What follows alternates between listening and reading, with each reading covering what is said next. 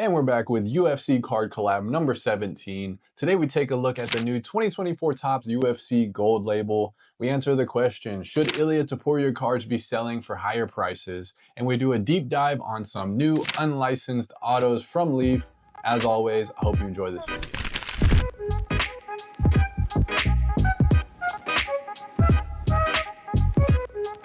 And with me today is the man with zero defects. He has zero defects in real life and on his shirt. It's Damien from Main Event Cards. What's up, Damien? Thanks for coming, man.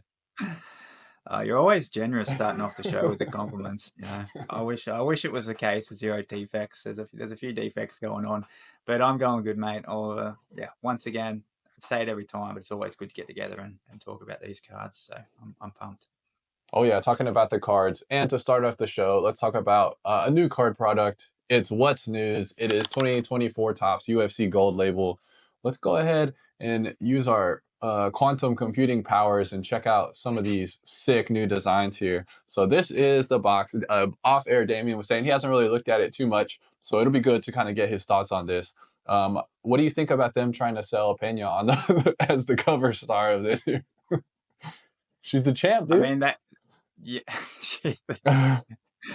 I mean, to be fair, I think Pantoja can be on that box, give him a bit of a pump up. But the other three athletes are all coming off losses, aren't they? I mean, Yeah. Pena, won that fight. But yeah, the other two guys on the other side, exciting fighters, but not champions and not recently in the win column. So bit of a strange choice, but I agree. Topps know what they're doing. I love Topps. Topps, we love you. Yeah, it was an interesting choice there. So this is kind of the first time we've had this, right? Obviously Topps is back. They did this product in other different iterations with different sports. And this is an interesting thing for me. So it's going to be a 300 card base set just right here in the middle. And there's the three classes, right? So to me, it's very similar to Select. Basically, it's the exact same thing as Select as far as the base set goes. You have Class 1, Class 2, Class 3, Concourse, Premier, Octagon side. And I actually did kind of a deep dive and I was like, what came first, right? Because people are saying, oh, this is just a Select clone. And me, I'm like, okay, when we talk about this, did Rick and Morty come first or did Back to the Future come first? And so I did a deep dive and this is by far, I think it was over 10 years older. So Topps Gold label is before Panini Select. So if we're going to say what copied what, we know the answer to that question. But what do you think about these two designs here, man? We got championship lineage double sticker, so we are going to get a double sticker auto, which dual stickers. I like the innovation of actual fighters who have history together. Sometimes we've seen double autos before, just the most random pairings you've ever seen. But obviously, to get Pereira and Izzy on one card is pretty cool. Design wise, yes. My initial thought, I'm not new. I said I'm relatively new to Topps Gold label. Haven't done the research check that you have, but I immediately thought this looked like a Select Gold Flash. So yeah, I'm interested to see that in person. Yeah, that's what it looks like. Obviously, at the first take of the eye. Not the biggest fan of the Flash parallel in general. I like the True Golds. But yeah, I like the innovation between, as I said, with the dual autos that we've got going on here. They're sticker autos, but we can't win them all. We've had a lot of on-card autos with knockout this year, and oh yeah, see if we it looks like we're going to get more on-card autos with Finest as well. So they pulled the rug on us, dude. I was for sure we're getting Finest next. Saw tons of leaks, the products everywhere online, and then we come out with Gold label, which is fine. But I thought it was interesting that we saw so much of Finest, which I guess makes sense because production-wise, if you're doing on-card autos, you really have to send them out well in advance in order to get them all back. Speaking of sticker autos, this price tag is about $150 to $160. So that is a very good price point, in my opinion. Whenever you're talking about, the Panini prices, this is, basically cheaper than Optic, which we'll see how this product, looks in fit and finish and all that. But I think that's pretty competitive, and the people should like that. It's competitive, but to be fair, I think it should be that. It should be maybe a little bit late. Like we're talking about a 300 card base set right now. Like that's the highest count base card set we have seen maybe ever. Panini never had a 300 card base set. They were always capped at about 200. I know Chrome's I'm not sure. I should have looked 200. up what Select was, because that would be a good one-to-one comparison. Yeah, that's true. Maybe someone can let us know in the comments. Mm-hmm. But yeah, I mean, as I said, if we're talking about 300 card base set, you can imagine the amount of boxes, the cases are going to be pumping out of this stuff. So they want to put it at a movable price. But Mm-hmm. once again, better to have it cheaper than more expensive for sure. So that's something. I agree with that. It's maybe, I mean, you're getting 7 cards here, so you get 2 autos, 5 parallels, so you're potentially getting 7 hits, at about that 160 price range. Not too far off. Not too far off, in my opinion. That's about $20 a card, basically $25 a card. You could potentially get your money back. So I feel like at other price points that we've seen in the past, this is somewhat close. I do like this gold splatter, though. I think this is going to look pretty nice. If we get the gold with some refraction there. Damien, get your mind out of the gutter, dude. I know what you're thinking right now with that chuckle. Now it looks like Diego should have a boilermaker's jacket on there by the looks of this design. What's a Boilermaker's jacket? The boilermaker, someone who does welding and Oh, works okay. with metal all day long. That's what this sort of reminds me of. Okay, I'm glad you went PG there on that one. Next up, so this is kind of breaking down the different classes, right? This is one differentiation that I saw between this product and Select is that we actually have rarity within each of the classes. So I really didn't like that with Select, how they put like Octagon side is the rarest, but like there was no pack odds. To me, there was really no difference, at least in the analytics and in the data that they sent out to us. But we actually have pack odds here. So the class 3 is 1 in every 28. So that should be somewhat rare. I am interested to see the different designs for each, because right here we like MVP, we just have the first one. And what's your thought on this design here on the first one? MVP's rookie card, first and foremost. Yep. Yeah, no, it's a little bit Chronicles-esque, I would say. I think we're going to see a couple of other designs, but it does remind me of one Panini insert that we've seen before. But I don't mind it. Anytime, we can get the fighters in the octagon, some sort of... I'm a bit of a fan with the octagon in the background, and then maybe even a crowd in the background as well. I kind of like those designs when they blend those in. So, we've got the dual image here of MVP. Interesting choice. I like the gold rookie emblem there in the corner. Looks nice. Not too much going on with the text. It's mostly card, so I actually quite like it, to be honest. It's a clean design. Yeah, super simple, border to border photo. I like that they captured his little like signature, move thing, whatever. The Yeah. venom, the snake. I think that's a pretty cool shot of him. Do what? He's taunt. Yeah, his little emote, as the kids call it. And we got him with both like the fight kit matches in each photo. The gold is going to be a 1 of 1, which is a little bit different. They keep switching it up on us, which I like continuity. This is concrete proof they've been listening to us, mate. I like that it's so rare, but we gotta pick a lane here. Like what is gonna be the 1 of 1? Red is to 25 here, so that's a little bit different. Black, and blue and green. I'm glad we get a green as something more readily available, because I kind of liked the blaster green that they used to do with Panini. Yeah. And this was absolute garbage, dude. I hate this design. This looks terrible to me. This is right on time for Christmas in America. This is super Christmas Hallmark greeting card type stuff right here. I really don't like it, but what's your thought on Bo in this card? They've done Bo pretty dirty here in this picture. That is full. I mean, you tell me they couldn't have picked a better picture than that. And as you said, he got a finish in this fight too. Well, as you said, blend that in with the Hallmark background. We've got Bloomingdale's. It's not too much to say about this one. Yeah. Now we do have But some a lot of data here at least, and it does look like we are getting some SSPs, which I'm happy about. I really like SSPs. I know some people kind of are on the fence or have a hard stance one way or the other, but since we have pack odds, I actually think that those are something fun to potentially chase. And this is going to be one of them. So this is actually going to be a pretty big hit. It's one out of every 112 packs. so so pretty interesting. And the gold splatter that we saw of the welder jacket earlier is one of every 56 packs. So that's another one. Raining gold we have not seen. Um, and then one of the lastly, we got another rookie here. We got freaking Kayla Harrison, man, and we all thought it might come next year, but you never know. And here we go, rookie card in this product, and first auto in this product. So that is big in my opinion, and this would be something that I would definitely want to chase here.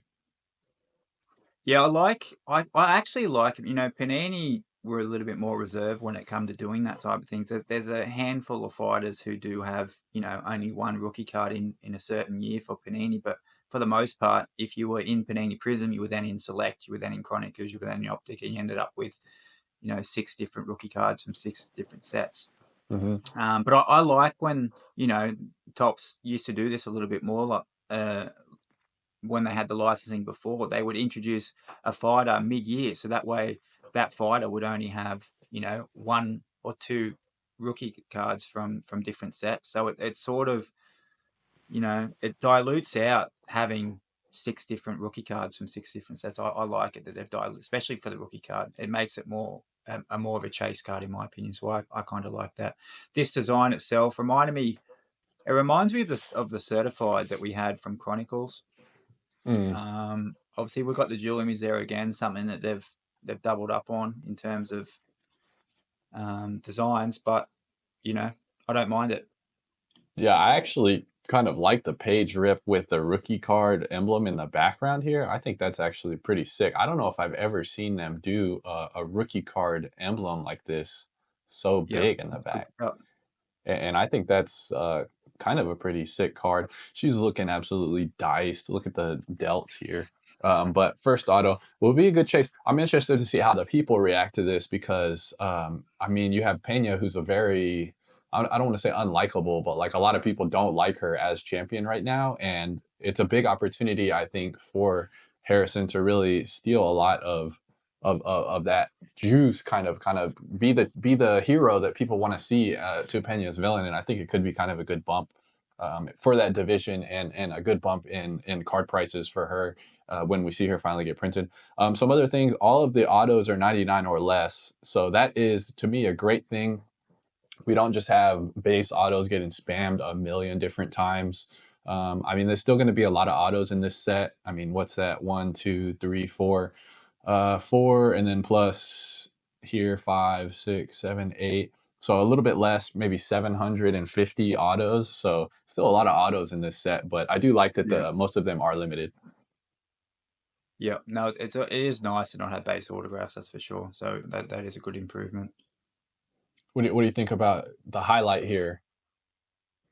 I know they're trying to capture something here, but it just doesn't work. It looks like they've, you know, Yeah, background he's erased kind of an image, and falling. then they're He's like falling through the sky. yeah. But it looks like, I don't know. Yeah. Once again, I like the idea. I just don't. I think it's poor execution. But Yeah, on this particular card, I think this might look better when we have some different images here to choose from. But this one is kind of goofy, and they've also had a ton of Gaethje doing backflips, and they've done it really well in the past. So if you like that kind of image and you want that, I would definitely look to the past, and you can get some yeah, really good shots this of him. if you didn't know that Justin Gaethje does backflips and you pick this card up, you would think it's some Yeah, sort of cropped image of him getting absolutely KO'd or something. It makes no sense. Like, yeah, you have to be and pretty educated before getting this card to actually this, understand it, and even then, the, still, it just it's yeah. not fun to look at. So Distinctive signs. This might be interesting though. Maybe we have people doing very specific things, whether it's celebrations or very specific things for their fight style. So maybe yeah, some interesting choices in that design. hope, hopefully we get some more contacts with the other fighters with the distinctive designs, because Hmm. you know this one, as I said, without prior knowledge to knowing what Justin Gaethje can do after a win, yeah, it's hard to put two and two together on this one. Completely agree, man. And next up, we're now going into viewer questions. So we got viewer questions here, and we got one. We got two actually this week. First up, we're going to talk about the question from DK Displays. What's up, man?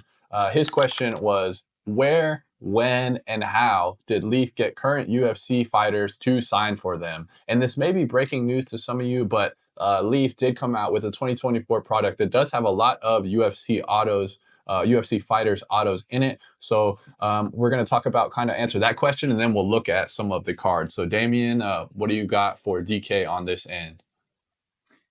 Yeah, I thought it was a super interesting question. Obviously, pushed us to do a little bit of research Mm-hmm. here, but it was nothing new to me. I mean, obviously, being a fan of Sean O'Malley and being my main PC, I knew that Sean O'Malley had Upper Deck Goodwin and Champion autographs, back in 2019, which was only his second year of cards.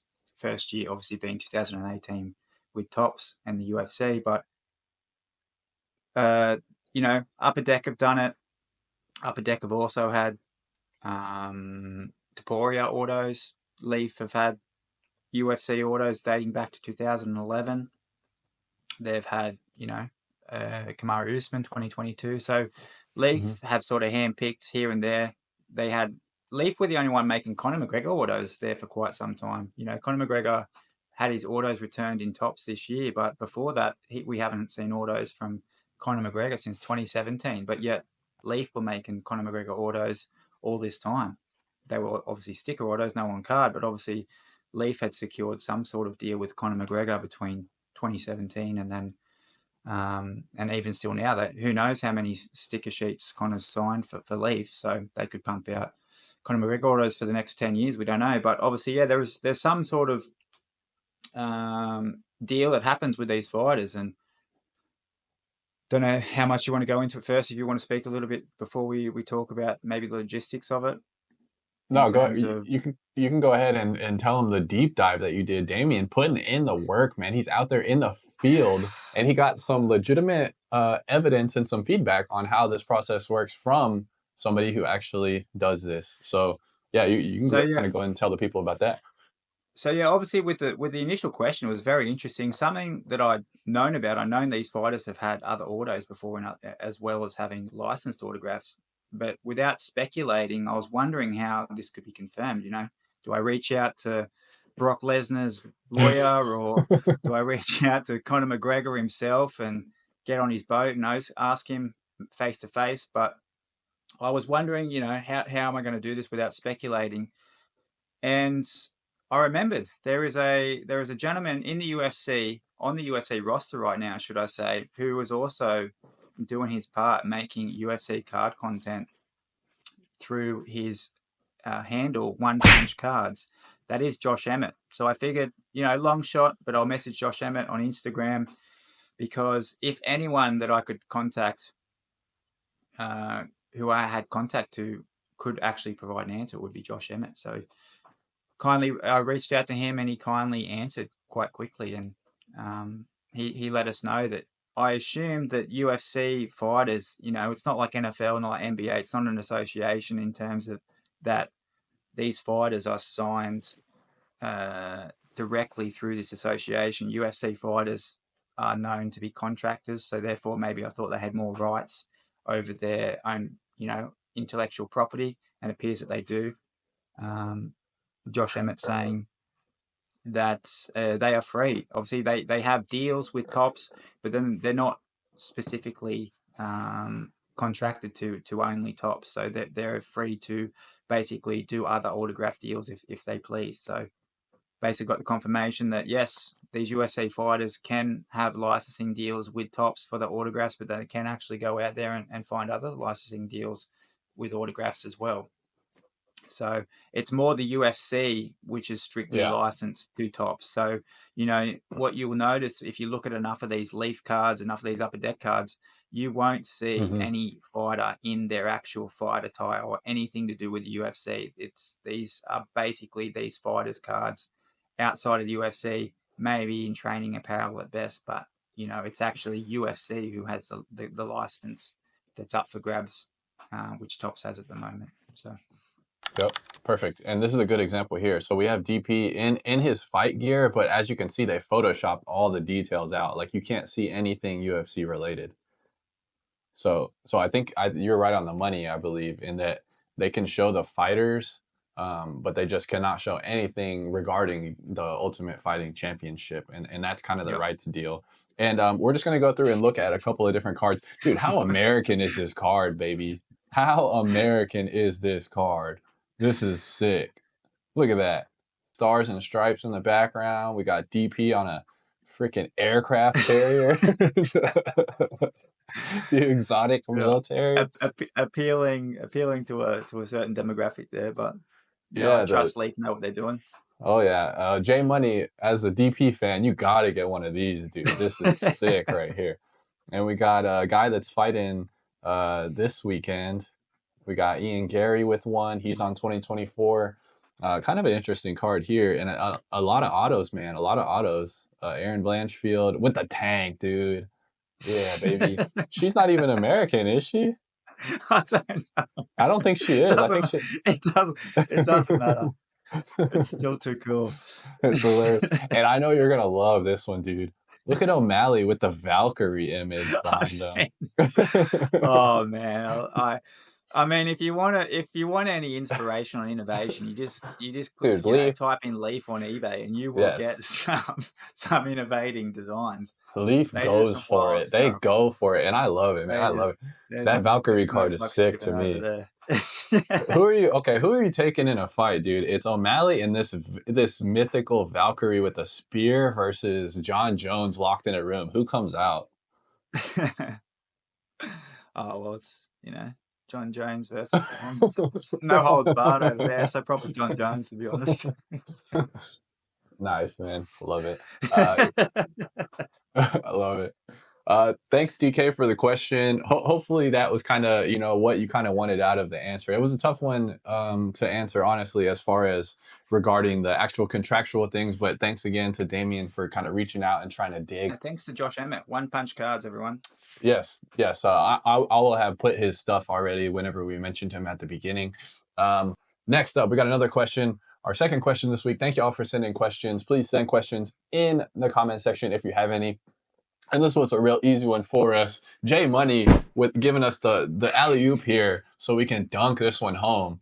And if you could keep only one card from your current PC, which card would it be and why? Go ahead, Damien. What card are you picking, man? Well, this was obviously a fun one, and as Zach said, get your questions down for the next collab. But I've actually thought about this before. When you care about your cards, when you care about some of the cards in your collection, you have that fear of, if my house was to burn down, what would I be grabbing? Because you can't take it all. So I've had this in a dialogue before, and it's definitely, without a doubt, no questions asked, it's the 2018 Sean O'Malley Museum Sapphire, number to 25. It's pictured there in a PSA 9 slab. Anyone who knows me knows that I despise PSA. I've actually cracked that baby out, and it's over with the fraud specialist at BGS. Wait to get slabbed up over there. Yeah, that's crazy timing. Let's go out. The one time I decide to send my most expensive cards finally to a grading company, I send them to BGS, and they get cross your fingers. That's just the main event card luck over here at the moment. But anyway, I love this card. If BGS have anything to do, and if they handle this card, if they mishandle this card, I'll get on a plane right now and I'll be kicking down their door, because that's how much I love this card. It's Sean O'Malley's only vertical rookie card. Not only that, it shows him in his debut fight for the UFC. Not only that, if you can see him now, comparing to this photo, he looks like a rookie in this picture. This card embezels everything that I like about sports cards. It's rather subtle. It's got a beautiful sapphire border that sparkles around it. I just can't get over this card still. If I thought about this, if I could have any card in the world, if God was to come down into my spare room here right now and he was like, Damien, I want to grant you whatever card in the world you could have. I would be picking up the Emerald 101 of this card. Nice. So it makes it an easy choice. This is my favorite sports card that I own and probably always will be until the one day that maybe I can upgrade it to a Ruby, but we'll see. What about you? Awesome. Very similar thinking there, man. I chose my 2014 Topps Knockout Habib first auto. Reiterate a lot of points. Just vertical, great image, on card first auto badging. You know, you name it about this card, I like it. And I had a video going over this card already. So if you want kind of more elaborated thoughts, you guys can search for that one a few months ago. But yeah, I love what you said, Bar. If you had a magic wand and you could get one card, what would you pick? It would be the 101 of this as well. I think that's a kind of a good thought process to go through when you're thinking about cards and when you're trying to narrow down what is your favorite couple. I think that's kind of a good thought exercise to do. But thanks, Jay Money. Appreciate you, man. And thanks for asking that question. Thanks, dude. But yeah, good little point too. And it's an easy fix. I know Tops are listening. That first autograph emblem, put it back on Yeah. the cards. Yes. I don't understand why they're not doing that because it Everyone adds loves it. so It's much. It adds unanimous. so much. Who's ever said no? I hate that first autograph emblem. I don't want it on my card. No one ever. Put it back on. You can thank us later. Yeah, very easy fix. I would imagine production wise, that would be real easy to add on. And it really does differentiate. It adds so much value to the card and it helps with information. Sometimes it's hard whenever we're talking and going back trying to find what is the first auto. This makes it so much easier. And you can immediately, oh, this was the first ever auto printed of that fighter. Very, very nice. Very nice process. All right, man. We got so we've got the great and powerful segment of agree and disagree. Agree or disagree? That is the question. A lot of emotion, man. I'm gonna ask you to contain yourself a little bit. I don't want anything broken in your room. Okay, like let's be adults about this, and we'll get to the bottom of it. And this week, agree or disagree? Ilia Topuria cards should be selling for more than they currently are. Do you agree or disagree with that statement, Damien? Once again, before I give my answer, I want to back up with some statistics. I'm not sure what angle you're going to pull from this, but I'm going to go straight in. Ilia Topuria is rookie silver PSA 10. Currently transacts for $248. Over $500 sales. This is completely on the card ladder platform. He has had 145. Mm-hmm. Over $1,000 sales, he's had 49. And over, if we dial that back to 250, which I think is still a pretty good amount. When we're talking about UFC cards here, we're not talking about any other sport. If we dial that back, even back to $250, so sales over 250, he's had 358. So, if we take that up between 250 to 500, he's had, 100 or 210, about 210 sales in between at 250 to 500 mark, which is pretty impressive. I actually am going to say that I think Ilia Topuria's cards right now, he's defended the belt once. Obviously, his two performances are impeccable. You can't say anything about his previous two performances, knocking out Alexander Volkanovski and then obviously knocking out my guy, Max Holloway, back to back, the two best featherweights we've ever seen. He's just knocked them both out. One title defense. I actually think if we talk about those stats, as I said, especially what his PSA 10 silver prism sells for right now, what it's valued at over that $200 mark, I actually would say I disagree. I think his cards are worth what they should be. I don't think they should be worth more than what they're currently selling for. As I said, if we talk about those numbers that I just talked about, the only thing that I would say, the only caveat to that question is I actually think if we dial back to the raw value for his silver prism, rookie prism from 2022, that fluctuates between $10 and $20. That's raw. I actually think some of his raw cards are undervalued, but I think overall, I think his value is where it should be. What do you think? Okay, nice. I like you going into the a little bit of the sales volume and not necessarily looking at the peak sales, which is basically what I did when coming to the conclusion here. So we have two different answers, but I think each of our answers are like validated with decent evidence. So this is an interesting one this week. Yeah, so I've got kind of the peak sales here, and this is from 2024. And now, granted, this is not a first auto, which we see most, super high sales and probably the most expensive of rookies cards are their first autos. But here we've got around 3,000, and we got the highest, which is interesting. It's a 1 out of 5 gold shimmer, but it is a PSA 10, which I think really bumped the value up of this particular card.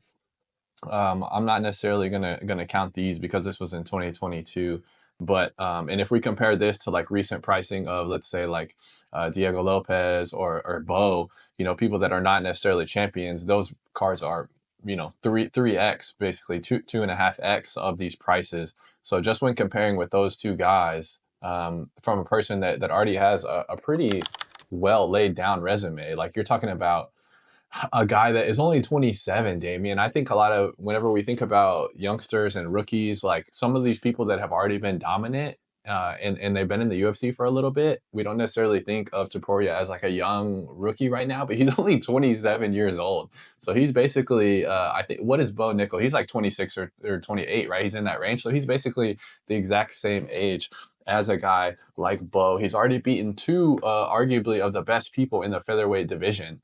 I know MMA math doesn't necessarily work always, but like Volk and Holloway have cleared out the entire division with so many different matchups. We could potentially see Topuria go on a crazy run, and he's already had talks about wanting to potentially go up at the 155 weight class in the future. So we're talking about a guy that could have an all-time resume, being that he's only 27. So in my opinion, I think that the peaks of his cards are a little bit undervalued, and I think he's somebody that has the type of game and the type of mindset that could really translate into like an all-time person whenever it comes to those things.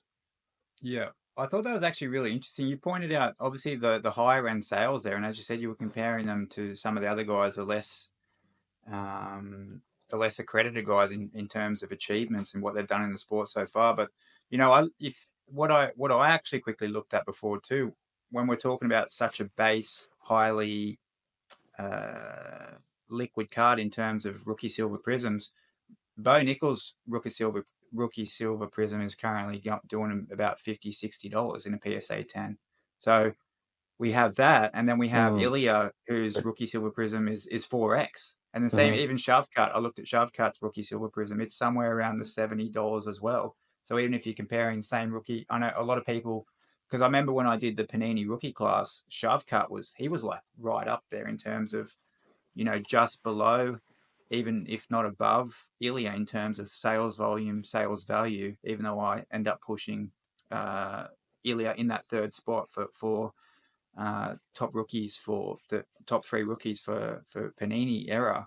But yeah, that's interesting that on the higher end, people are more speculative. But then when it comes to a Yeah. more liquid card that's lower in value, but maybe more transacted, is it's the opposite. So that's Mm-hmm. actually pretty cool and interesting to see. That is, man. All right. So we disagree on this one, but I think you brought up some great points, and something that I'll look into in the future whenever I'm comparing specific people and card values. We've got pay-per-view buys.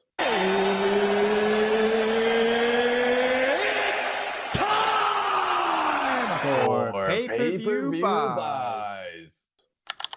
All right, pay-per-view buys 309. This is the recap. Damien, what happened on that, man? Let us know.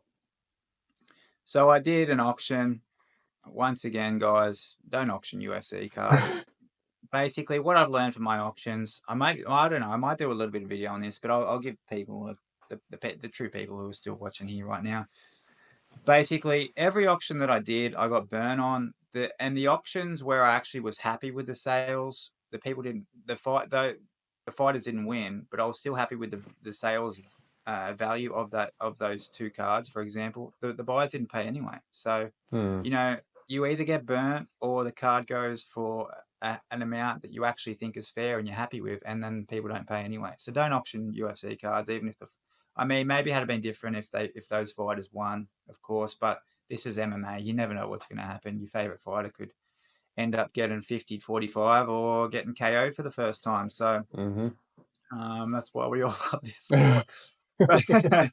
Don't So get yeah, it's all right. It's the all right to Michael get Chandler, emotional. I auctioned that card. Michael Chandler looked terrible in that fight. Was Not it only was it this terrible, one? Which one are you talking about? yeah, this one. This one? PSA Okay. 10 rookie season ticket from Optic 2001. It's a PSA 10, guys. $26. Burn on this. I think I was in for that card for at least double that.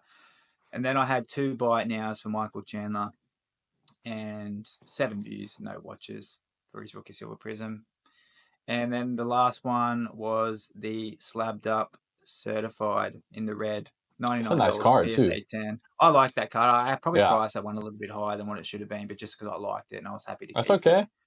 Yeah. But yeah, Michael Chandler didn't perform, looked terrible. Then when he did actually have success, it was because he was cheating. So that's what you get. How'd you go?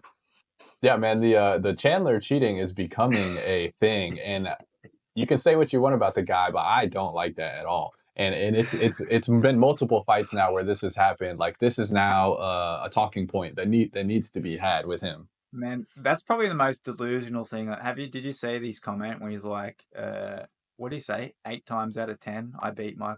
9 times out of 10, I beat Oliveira, but he's fought him twice and now lost twice. So Yeah, the statistics don't back that up, Iron Mike. I love you, man, yeah. but the statistics definitely disagree with you there.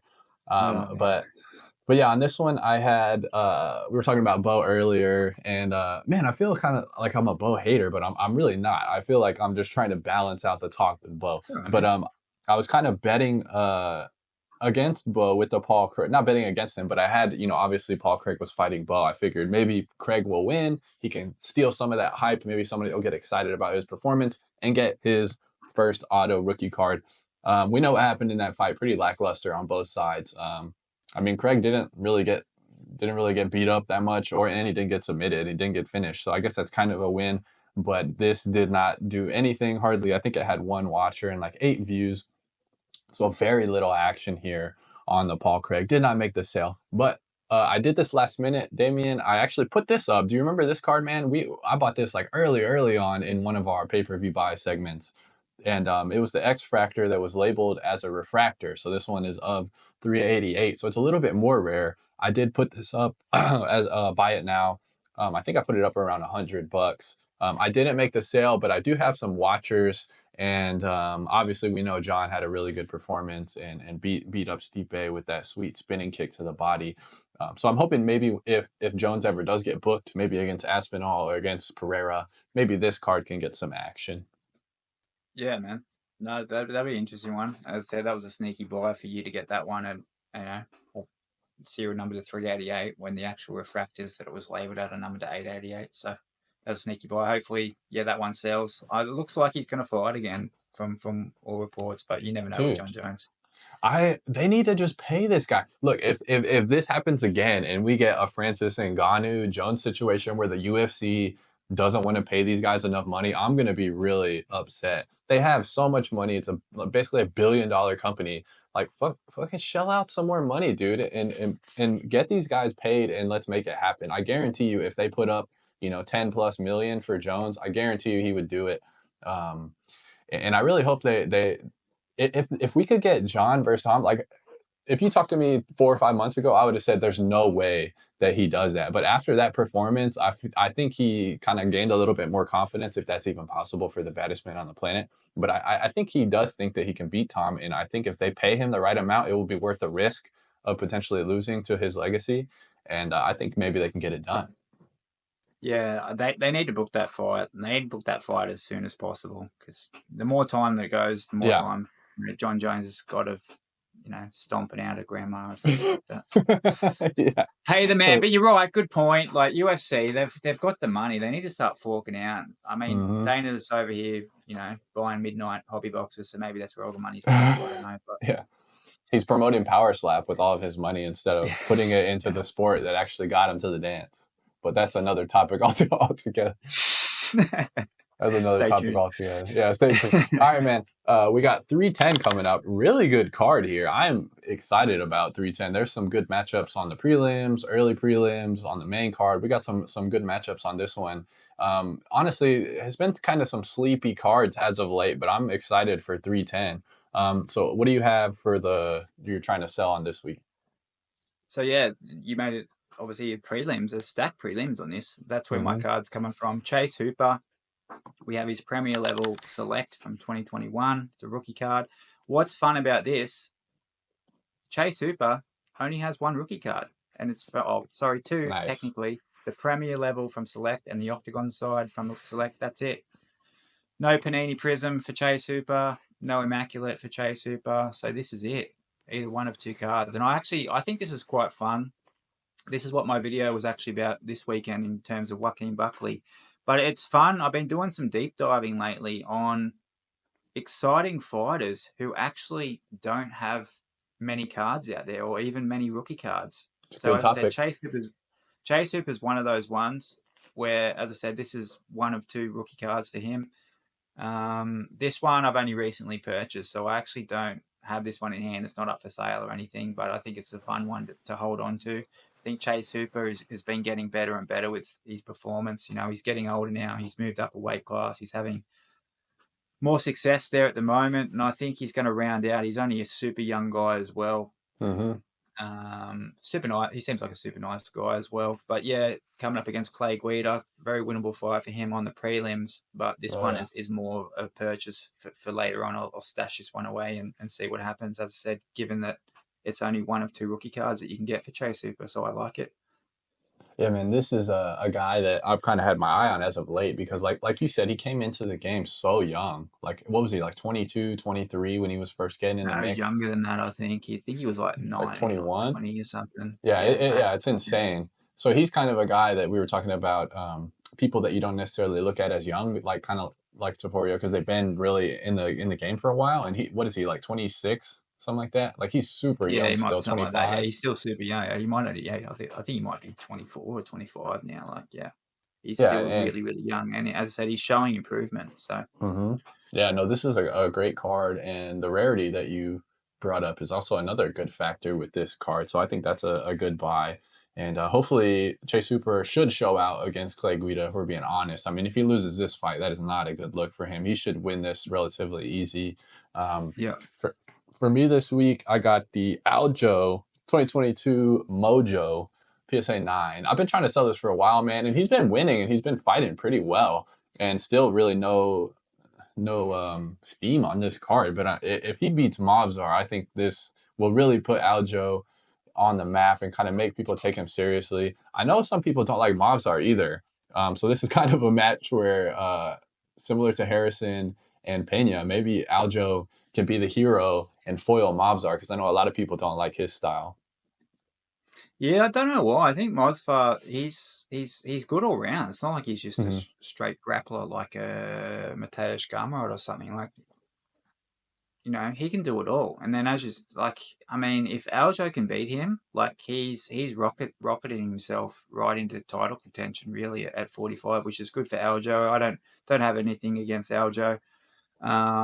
But I think it's going to be a fun fight. And what's interesting about this hour, we've demoted ourselves. We've demoted ourselves from the main card fighters. Now yeah, we're yeah, stacking up cards on the prelims. But that's just a credit too of the strength of this pay per view. So I'm actually pumped about this one. You're right. It's going to be on paper, it's a great card. So hopefully we get some great fights.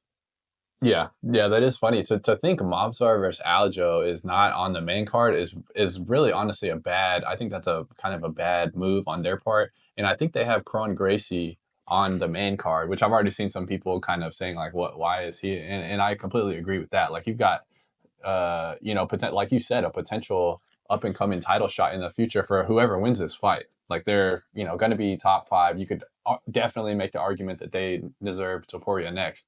So for them to not have this a little bit higher up is a little silly, but hopefully I can get this moved if Aljo has a good performance this weekend at UFC 310.